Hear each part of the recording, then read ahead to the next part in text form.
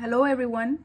Thank you. Thank you for joining me. And thank you for all the DM and all the comments that you've been sending me. I totally appreciate that.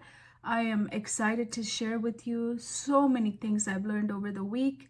But before we get started, we do have to bring ourselves now and here, because most of the time, what are we doing? We're thinking about the past or the future and forgetting to be here and now. How many of us do this all the time? It's so easy to be in the past thinking about what usually we are beating ourselves about. What should have happened? I did something wrong. I don't know why I did this, right? These are the things our brain likes to take us and start thinking about it, want us to relive it, right? But does that serve us in any way, or does that keep us busy from being here and now? Because only place that you can do anything is by being here and now. If you're pulled to your past, what are we doing? We are reliving it. We are reading the same chapter, like some people might say.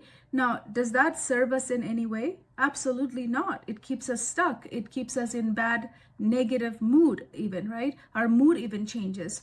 I wish to say that we go to good memory. Sometimes we do, but most of the time when our brain pulls us over there, it's usually into the negative stuff. So what do?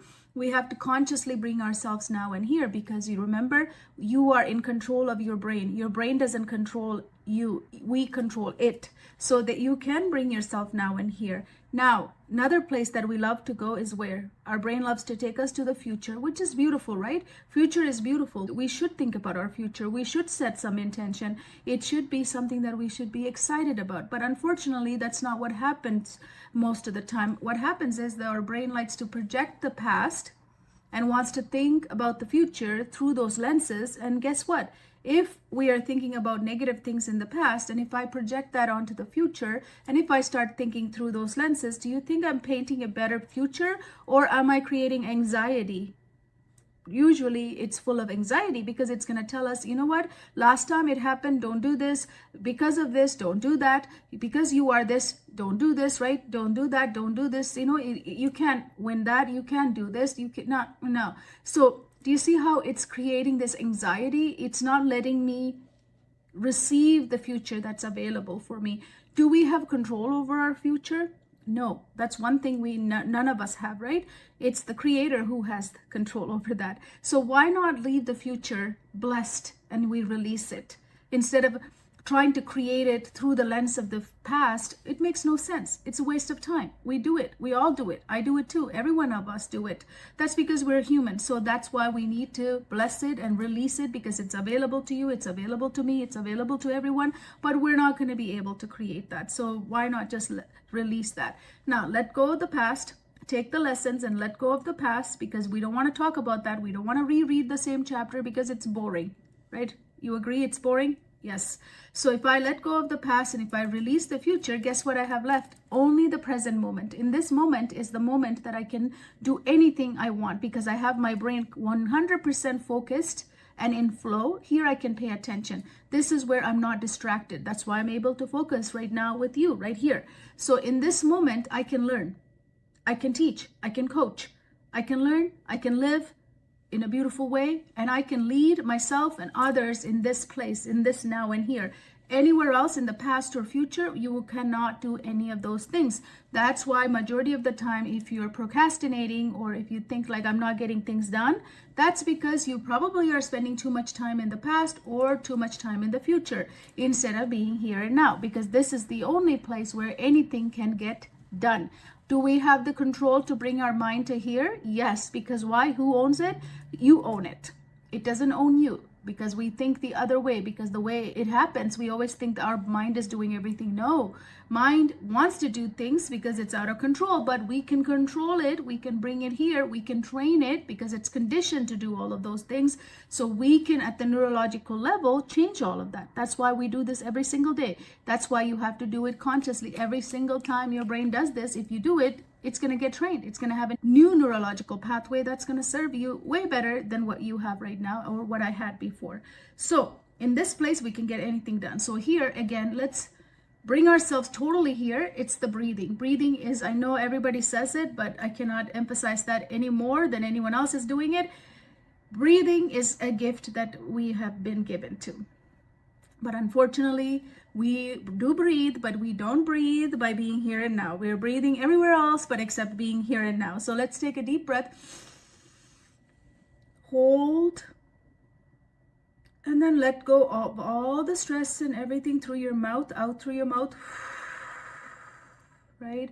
Because we don't need to hold anything. That's another thing that human beings do, is to hold everything in our body as if it's the storage place. It's not a storage place. It's a place for us to live. It's a temple. It's a beautiful place to hold beautiful things, but except we hold stress, fear, anxiety, all trapped in different parts of our body. So let's take an inhale for 4, hold, and then exhale everything out, like big time out. Out. Don't hold anything, right? And let's do one more time, because 3 times is the special number, right? Hold. And you're going to release everything and anything and everything in your body so that you can relax and let it go, because we don't need to hold on to any of this, because what is it doing for us? Nothing, absolutely holding you hostage in your own body, right? So that is something that you can do anytime, anywhere, because breathing is with you. You don't need any tools. You don't need any location. Just being mindful to breathe this deeply and taking and letting go. We have such hard time letting go. Okay, so some of you have asked me, what is parenting in flow? I've been saying that, and some of you said, you're partnering with the school. What is that all about? I had some questions about that. So that's what this live is going to be about. So what is parenting in flow? What I noticed over the years, especially last year when my coaches came to Cabo, Mexico to have their retreat, I had this beautiful idea that we're always working with parents, but we're not really helping them in a way where they can come home to themselves. We are working with them for their kids. We've been working with, because it's holistic, I've always worked with parents. We never isolate the kids or the students and work with them only. We always worked holistically with their families, but it was always for the child. It was always intended for them to be involved. For their kids and for their program, we involve them. How about for the parents by themselves? Because all parents need help. I needed help when I was a parent, when I was a young parent, because parenting is not something we are given a manual. We get pregnant, we have the baby, now we have the baby, we have to figure everything out, and then we look at examples around us, and sometimes if the examples are not similar to us, and we say, I don't know, I'm different, maybe something must be wrong with me, and then I start doubting my parenting, and I get into this spiral of negative conversation, and then, you know, all the stuff everyone does, right? You probably did it too. So that's how we'd usually parent, but especially now in this day, parenting is really hard. It's extremely hard because there are just so many hidden dangers and so many invisible things that parents can't even know it's happening to their kids. And kids are so isolated in their own way that they're not going to be even sharing. Of course, I didn't share a lot of things with my parents too, but even more now because these are so invisible, hidden dangers that our kids have. I don't even know if the kids know they have this danger, right? So as parents, we have more duty to protect our kids without being so much overprotecting them, right? Because we can't overprotect either, because we can't create this fear like nothing is safe. That doesn't make any sense. So how do we find that balance, right? But in order to find that balance, every parent that I start speaking to, they were looking everything outside of themselves. They were thinking there has to be a leader out there, there has to be an influencer out there, there has to be the best psychologist or the counselor out there or a therapist out there that's going to give them how to do this. Guess what? It's all new for everyone too. Everyone else is dealing with it too. The AI is new. Internet has become something of a different place than how it started. So everything is new. The danger is different. And how kids are reacting to some of these things when they get exposed and when they consume is different. So we are learning as we parent. So everybody is learning. So in order for everyone to find the solution or find the right fit or the solution, there's one thing that needs to happen, not anything else. Not more strategies, not more hacks, none of that stuff. Because that's what we're trained to do. We're trained to look for things externally, right? Outside of it. No. Every time if you look at any problem, if you want to solve at the root cause of it, if you want to get to the root of the problem, it's within you. It's inside here. It was never outside. None of my problems could have ever been solved if I was looking this external world or looking at somebody to help me solve it. They didn't help me solve it until I started landing inside of me. That's why Readiness OS is the prerequisite to any change. It doesn't matter. It's not just in education. It's in everything. It's for parents. It's for adults. It's for anybody, any age, any human, any level, any stage. It doesn't matter. Readiness starts by coming home to this body. This body is where everything begins. We think about output so much. We don't think about what is in here as input. What are we putting in here as an input? Right? And then when we put that input, is your systems ready? Are they ready? Are they in alignment? Are they in activation for you to accelerate and achieve? No. Most of the time, no, they're not. So we are forcing ourselves to learn something, and we take it as if it's going to work, and we start implementing it with us and our children. It's not going to work. It's not going to work. So that's why Parenting in Flow was created, to help parents come home to themselves. Because when you come home to yourself, guess what? As a parent, you are given a secret code. Every parent has the secret code. What is it? It's instinct. You have the instinct to raise your children. You were given that. It's a gift. And another thing you were given, second thing you were given, is intuition. It's also given to you as a parent. When you become a parent, you are going to have a lot of intuition about your child, not about somebody else's child, about your child. Because those are two things that we're given, instinct and intuition. Those are not found outside. They are found inside of you. So in Parenting in Flow, in a room full of parents, we create this environment where we settle. We really feel ourselves calm into our body.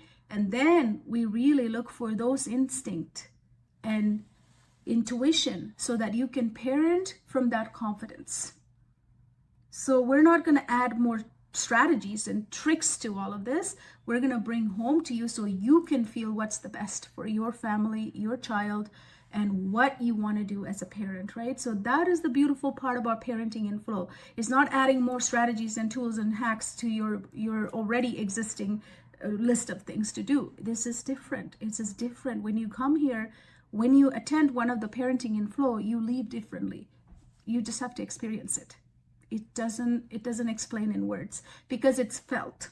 It's not seen, it's not told, it's not heard, it's felt. It's felt in your nervous system. It's felt in all your cells in your body. So that's how powerful it is. Now, one thing that we always remind parents is that in Parenting in Flow is that you are your child's first influencer. They cannot be influenced by other people, including me or anybody else. It doesn't matter how nice or beautiful or great they are or how many degrees they have. You are their number one influencer. So if you don't do anything, if you don't attend even our Parenting in Flow to receive the full package of this experience, remember this. Your children should not be consuming things and being influenced by others or other things. You have to be their influencer. You are their influencer. Every parent is the influencer of their kids. So my question to you today is, are you your kid's influencer? Or is someone else influencing them, or something else influencing them? That would be a great question to start. And if you want to know where our next Parenting in Flow is going to be, DM me, I will tell you. And if you want to host one in your local area to help other parents, reach out to us, because we have coaches all over United States, all over Canada, and some in Europe. We can host these in your local area, and you can feel the difference. Bring it to other parents. Let's stop being in this isolation and thinking that it's only happening to me or it's only happening to my friend. It's not. It's happening to all the parents. So why not we come together? Why not we all come together and finally come home to ourselves and parent our kids as the most important influencer in their life? Because you are the most influencer in your kid's life. Remember that. It's very important. Don't let anything else influence them. Thank you so much for this question. I was excited to answer this. So what is Parenting in Flow? It's all about coming home, finding your intuition, instinct, and then from there, parenting your kids as their most important influencer in their life so that they can become independent, responsible, accountable adults, right? That's what all parents want. And that's what we want as well. And that's what I want for you as well. Thank you so much for watching, and I'll see you tomorrow.